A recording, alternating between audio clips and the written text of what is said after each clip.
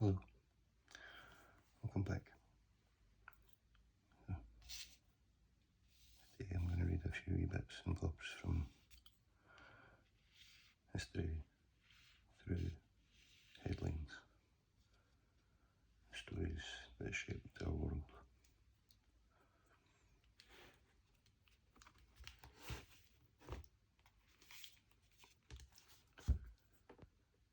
Laid out in chronological order, this fantastic book covers all the major events of the 20th century, from the death of Queen Victoria through to the election of President Obama.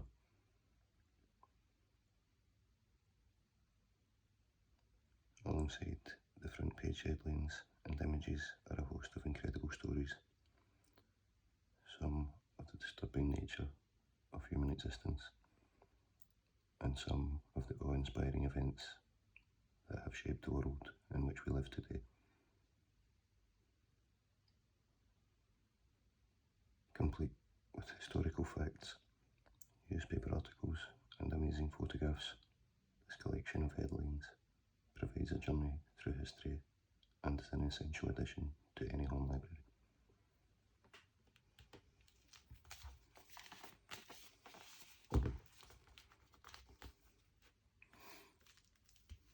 Yes, years ago. That would make a good wee video. I don't think Obama was elected in the 20th century. But there you go. So, broke down into different decades from the 40s onwards, so the 1900 to 1939, and then each chapter after that is a different decade to itself.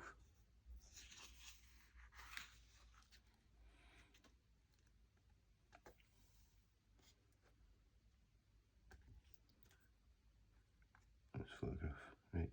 Ethiopian refugees rest as they reach a camp in Sudan in 1985, having been forced out of their country by famine. This is crowds gather outside the New York Stock Exchange on Wall Street following news of the stock market crash on October 24th, 1929.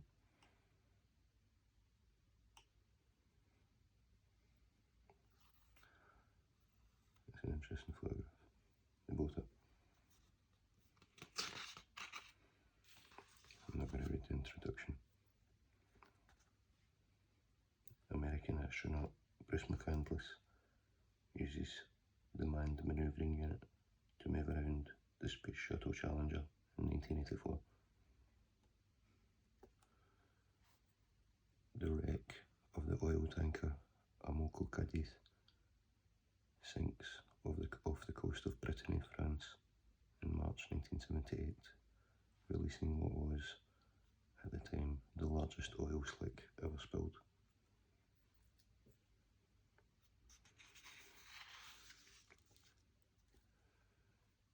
(1900 to 1909).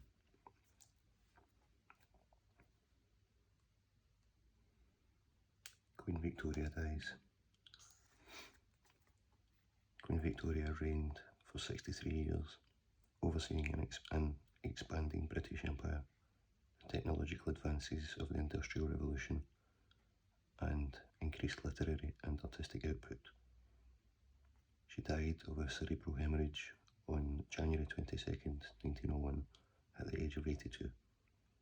Since the death of her husband, Prince Albert, in 1861, Victoria had taken on sombre mourning, both in her dress and in her manner, an attitude that was reflected in national habits, where mourning became lavish, ornate, and drawn out. Her death was to mark the end of such a sombre fashion. Her funeral took place on February 2nd, 1901, and she was laid beside the body of her husband at the mausoleum in Great Windsor Park.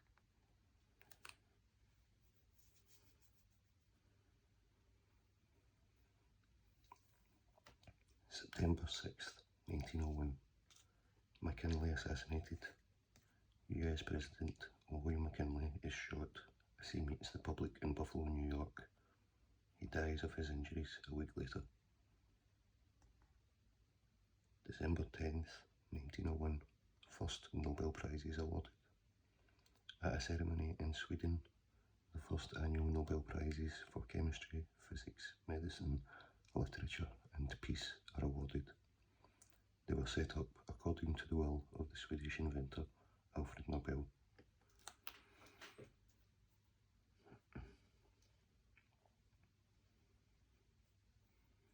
December 1st, 1901, December 1st, 1903, first feature film, the first full-length silent movie, The Great Train Robbery, goes on general release in the USA.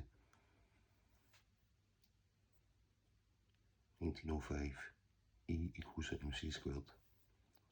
Albert Einstein publishes his special theory of relativity, in which he formulates the relationship between energy and matter, E equals mc squared.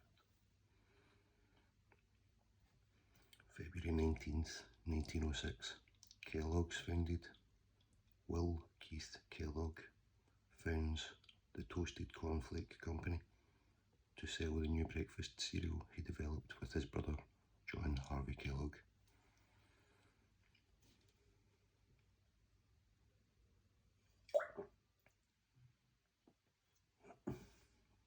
Excuse me.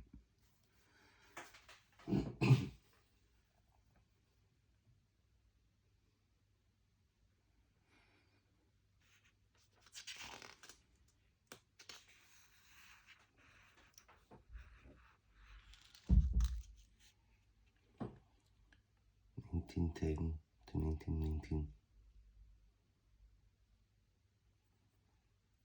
1912, Titanic hits iceberg.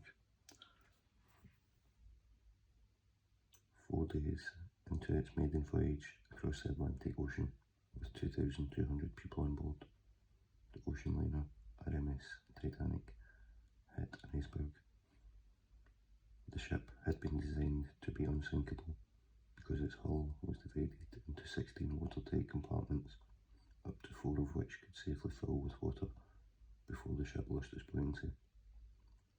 However, when the ship hit an iceberg just before midnight on April 14th, 1912, it tore through the hull, filling 5 of the compartments with water, and the ship began to sink. The Titanic did not have adequate emergency measures in place. A shortage of lifeboats meant that, although around 700 passengers were saved, the remaining 1,500 on board drowned or froze to death in ice-cold waters of the Atlantic.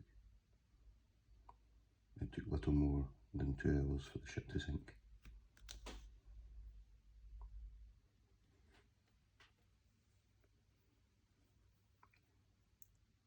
I wasn't using the pointer reading that one there because I was holding my door shut because my cat's trying to get in. Just up the piece.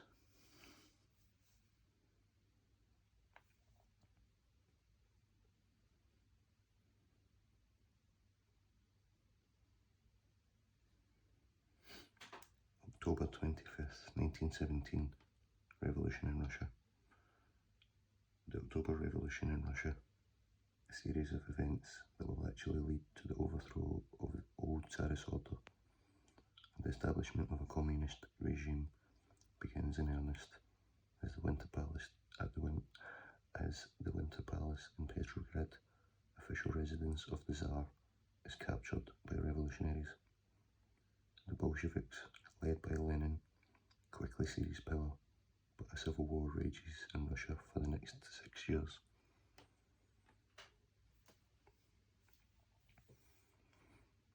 October 28th, 1919, alcohol outlawed. Prohibition begins in the United States as the sale of alcohol is banned by the Volstead Act.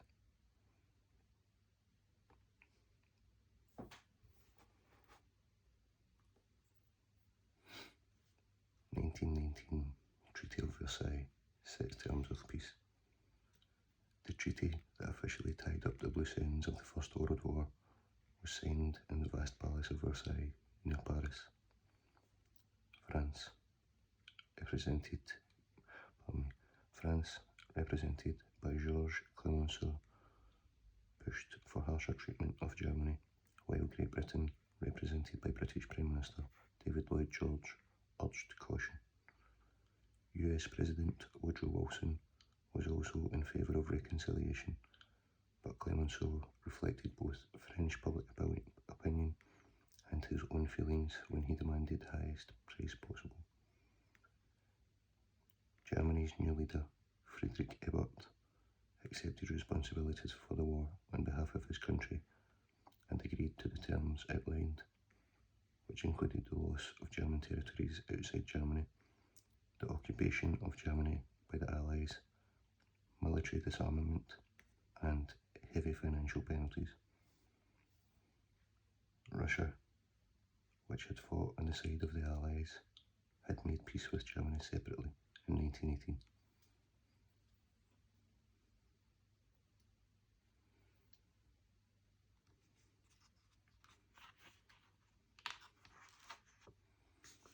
(1920 to 1929). Tutankhamun's tomb discovered. After searching for several years, on November 5th, 1922, British archaeologist Howard Carter discovered the tomb of Pharaoh Tutankhamun in Egypt's Valley of the Kings. King Tutankhamun had only ruled for a short time as a boy king and had died at the age of 18. Given that most of the tombs in the area had already been discovered and looted, it was generally assumed that his had met a similar fate. But on November 26th, Carter broke through to the inner section that had been closed by the tomb builders 3,000 years earlier. The footprints were still visible in the dust on the ground. There, he discovered, besides thousands of precious artifacts, the intact and mummified body of the boy king lying in his solid gold coffin. The full excavation of the four-roomed tomb took several years, and in the process, Carter unearthed countless objects, including a fleet of miniature ships intended to aid the king on his journey to the next world.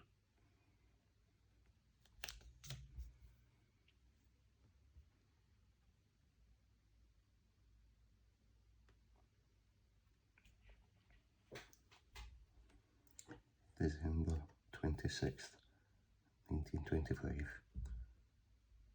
Sphinx is uncovered. The Great Sphinx of Giza in Egypt is revealed after extensive excavation work. July 27th, 1921.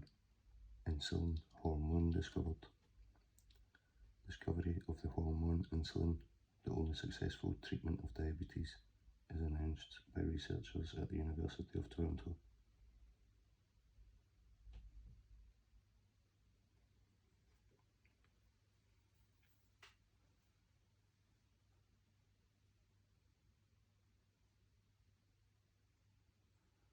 September 25th, 1927. Slavery abolished. A treaty signed at the League of Nations Slavery Convention abolishes all types of slavery. January 26th, 1926. Television demonstration. Scottish inventor John Logie Baird demonstrates a television set. September 28th, 1928. Penicillin discovered. Alexander Fleming makes the first breakthrough in his discovery of penicillin.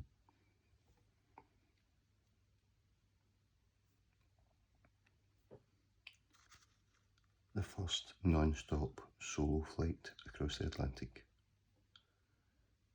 In 1927, Charles Lindbergh, a Minnesota male pilot, became the first person to fly non-stop from New York to Paris.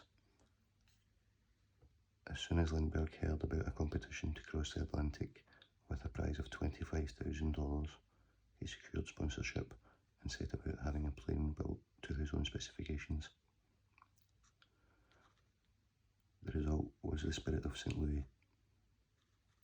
Lindbergh set out from Long Island on the morning of May 20th, 1927, carrying on board 4 sandwiches and 2 canteens of water. Around 33 hours later, on the evening of May 21st, he touched down in Paris to be met by thousands upon thousands of well-wishers.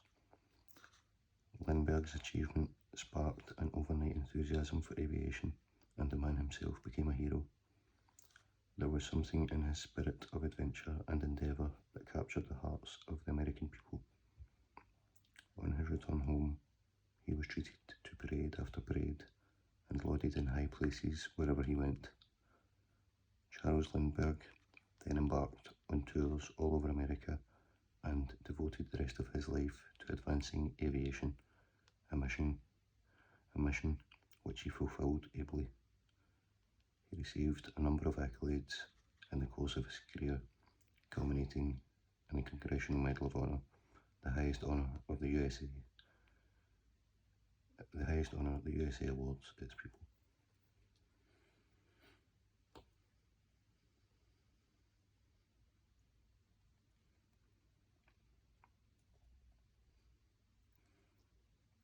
I think I might have mentioned it in a previous video, but there's a book called One Summer, 1927 by Bill Bryson, all about 1927, obviously. And it's one of my favourite books ever. A lot of things happened that year.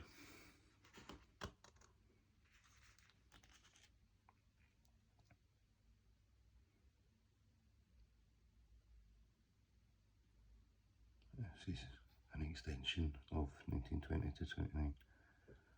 The Wall Street crash heralds the Great Depression. On Thursday, October 24th, 1929, known thereafter as Black Thursday, a massive slide in the price of shares on the New York Stock Exchange prompted a complete loss of confidence in the value of stocks, which in turn led to an unprecedented collapse in the US financial market, known as the Wall Street crash. The crash came at the end of the 1920s, which in America had been a decade of prosperity, excess and extravagance. The feel-good factor was so high that President Hoover felt moved to comment in 1928, "We in America today are nearer to the final triumph over poverty than ever before in the history of any land." The crash followed a period of ever-rising stock prices when everyone wanted a piece of the pie. More people than ever bought stock, assuming that it would continue to rise, and this forced prices up even higher. The problem was that much of the money used to buy stock was borrowed, so the situation was entirely false. All it took for the bubble to burst was a moment of doubt. As soon as prices dropped, worried investors sold up, which created a sense of panic as investors sold up and prices continued to fall. The Wall Street crash forced the closure of around 100,000 businesses across America. The consequent unemployment meant that consumers could not afford to spend, and this led to more business closures and further unemployment. Thus began the Great Depression of the 1930s. On the left is the photograph from the beginning of the book, where the crowds take to the streets outside Wall Street on hearing news of the crash. January 15th, 1929, future pioneer Martin Luther King Jr. is born in Atlanta, Georgia. March 19th, 1931, gambling legalized. Nevada legalizes gambling as a way of lifting the state out of the hard times of the Great Depression.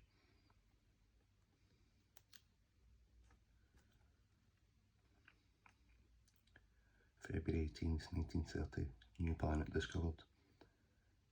Clyde Tombaugh discovered Pluto while studying photographs. Pluto is considered a planet until 2006. Pluto is now considered to be a dwarf planet.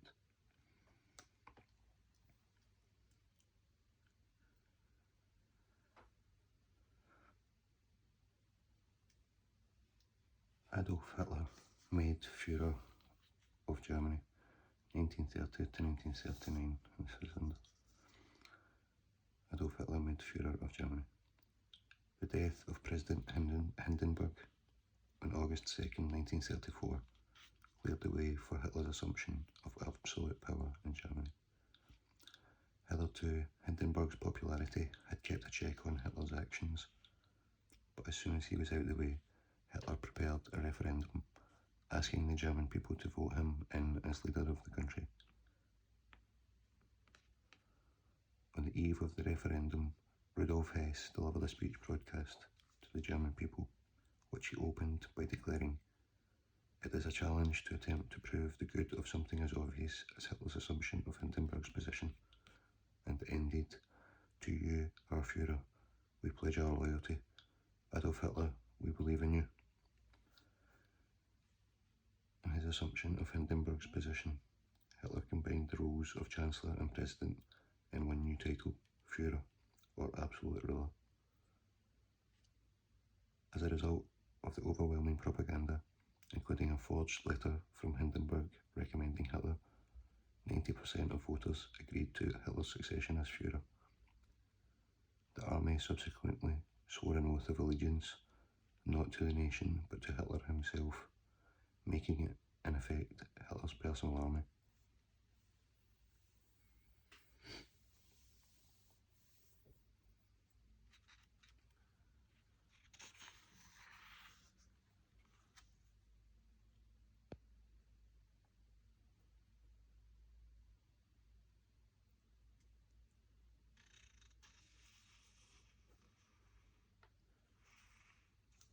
June 1st, 1935, drivers tested.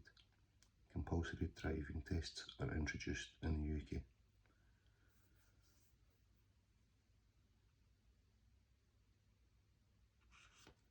October 1st, 1936, broadcasts become regular. The BBC launches the world's first regular television broadcasts.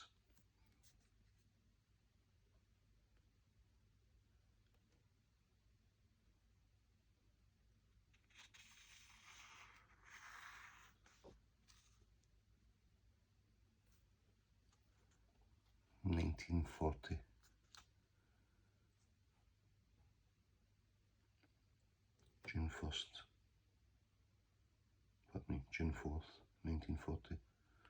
Churchill's speech. Winston Churchill tells the House of Commons, "We shall fight on the beaches, we shall fight on the landing grounds, we shall fight in the fields and in the streets, we shall fight in the hills, we shall never surrender."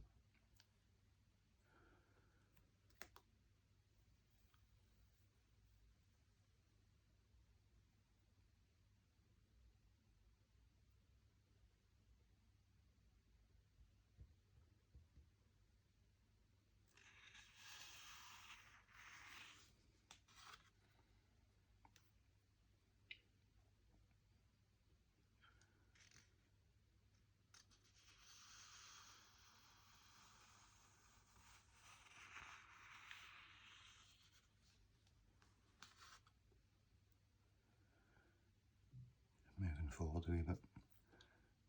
1941. May 10th. Hess crashes in Scotland.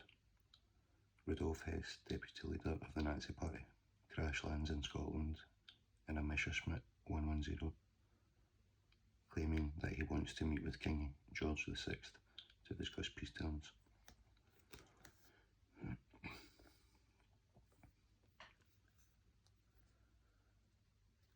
May 1st, Citizen Kane.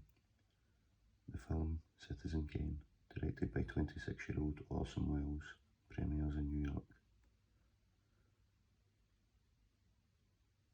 I watched that last year for the first time. I would recommend if you haven't.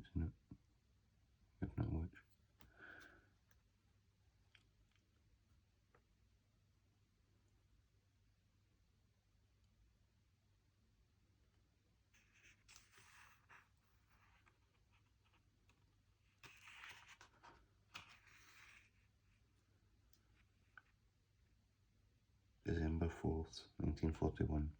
Women join war effort. Churchill calls up women for war service.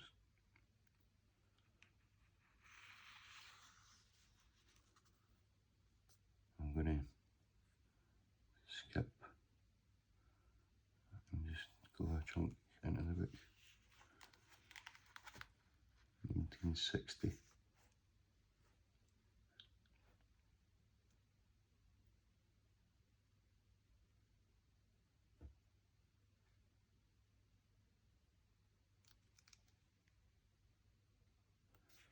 February 9th, 1960, Walk of Fame inaugurated.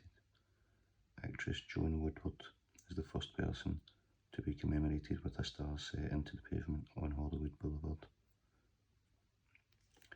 March the 8th, Elvis leaves the army. The King finishes nearly 2 years of military service.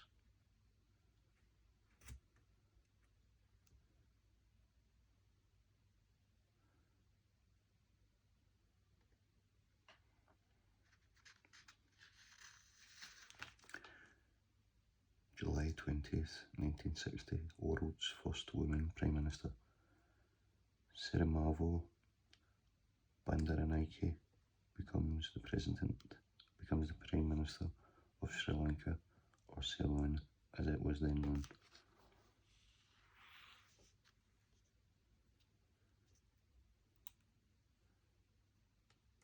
September 5th, 1960, Cassius Clay takes boxing gold. Cassius Clay, later Muhammad Ali, wins the lightweight heavyweight gold medal at the Rome Olympics.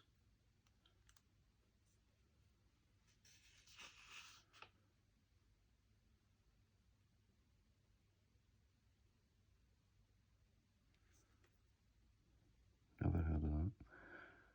January 24th, 1961, nuclear bombs dropped on US soil. A B-52 bomber flying over North Carolina breaks up in midair, dropping 2 nuclear bombs. Safety devices prevent disaster. April 11th, 1961, Bob Dylan's debut. Dylan plays his first paying gig, supporting John Lee Hooker at a New York club. February 9th, 1961, Beatles' first performance. A lunchtime session at the Cavern Club, Liverpool, sees the debut of a new local band, the Beatles.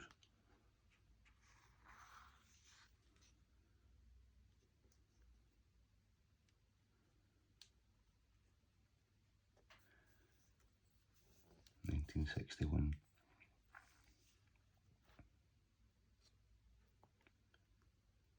Castro's army defeats US invaders in Cuba.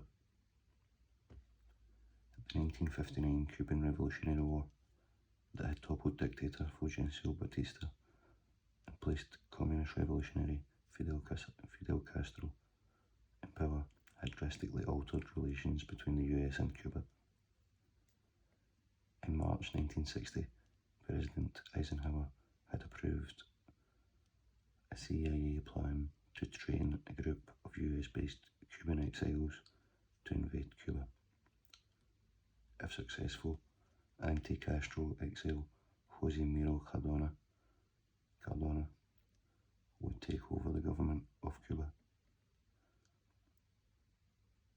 By the time the invasion came about, John F. Kennedy was president, and he gave the go-ahead even though the secret mission was so widely publicised that Castro himself knew of it. The invasion began on April 15, 1961, with aerial bombing of Cuban airports. For this, US Second World War planes were painted to look like Cuban Air Force planes. Not only were they unsuccessful, but their poor disguise made American involvement clear for all to see. This caused Kennedy to cancel the second planned airstrike. On April 17th, some 1,400 Cuban exiles landed at the Bay of Pigs, an area chosen for its obscurity, but that proved to be unhelpful territory from which to launch an invasion. The mission was a complete failure. Within 3 days of the landings, 1,189 of the paramilitaries had been captured by Castro's 20,000 strong force, and more than 100 were killed. The incident caused embarrassment for the new president, and Kennedy sacked the CIA director promptly.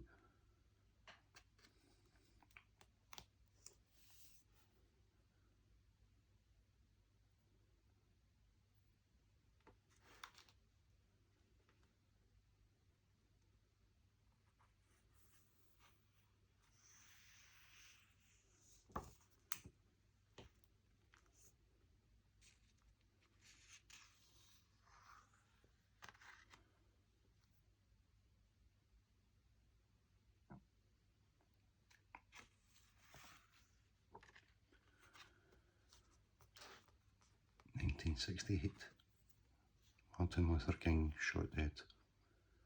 On the evening of April 4th, 1968, Martin Luther King Jr., the inspirational leader of the civil rights movement in America, was shot dead on the balcony of his motel in Memphis, Tennessee. Dr. King was a deeply religious man, a gifted preacher who advocated peaceful protest and fought with bravery and dignity for equal rights and social integration for African Americans. The FBI arrested a white man named James Earl Ray for the fatal shooting. However, many, including King's own family, believed Ray to be innocent, and the involvement of the FBI itself was strongly suspected. Ray was sentenced to 99 years and died in prison, despite claiming that he had been part of a larger conspiracy. Dr. King had gone to Memphis in March 1968, to support a strike among black sanitation workers over unfair treatment, but to his dismay, the protest march turned violent. Not wanting the movement to be tainted by violence, he returned in April to counsel the people against violence, before leading another peaceful march. Dr. King knew on April 3rd, when he addressed the audience in Memphis, that his life was in danger. There had been a bomb threat the day before, and he had recently been stabbed. But he said in his speech, "Like anybody, I would like to live a long life. Longevity has its place, but I'm not concerned about that now. I just want to do God's will, and He's allowed me to go to the mountaintop, and I've looked over, and I've seen the promised land. I may not get you there with you, but I want you to know tonight that we as a people will get to the promised land, and so I'm happy tonight. I'm not worried about anything. I'm not fearing any man. Mine eyes have seen the glory of the coming of the Lord." After his assassination, rioting broke out in cities across America. I don't think I really do Martin Luther King's speech justice.